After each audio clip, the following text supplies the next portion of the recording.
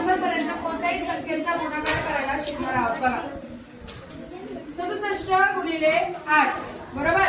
तर यासाठी काय करायचं, पहिला या 8 ने या संख्येला गुणून घ्यायचं. 8 साठी 56 प्लस 8 × 48 काय करायचं, या तिघांची बेरीज करायची.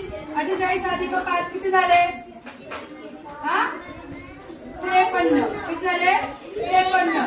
आणि हा 6 नंतर तसं म्हणजे उत्तर किती आलं आपलं 536.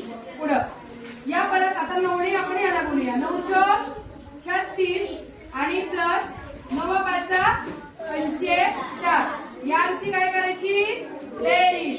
45 अधिक 3 486 आपलं उत्तर आलं. कळलं. आता पुढं बघा. आता आपण एक अंकीचं केलं, तिथं काय करायचं 2 अंकीचं करायचं. 2 अंकीसाठी बघा हे किती पेक्षा म्हणजे 100 पेक्षा कितीने कमी आहे 1 बरोबर. आणि हे कितीने कमी आहे 4. आता काय करायचं, तुम्ही याच्यातून 4 मायनस करायचं आणि याच्यातून हा 1 मायनस करायचा. का तर बघा तुम्ही जर 99 मधून 4 मायनस केले किती राहतात 95. आणि 96 मधून जरी तुम्ही 1 वजा केले तरी किती उत्तर राहणार आहे आपलं 95 बरोबर. आता मी 95 निवडून घेतला. आता काय करायचं, यांचा परस्पर गुणाकार करायचा. पण हा 1 अंकी आहे ना, जर आपलं उत्तर 2 अंकी आलं तर आपण 0 लावायचा नाही. आणि 1 अंकी आहे म्हणून आपण काय करायचं 0 लावूया. म्हणून 4 × 1 = 4 म्हणजे आपलं उत्तर काय आलं 9504.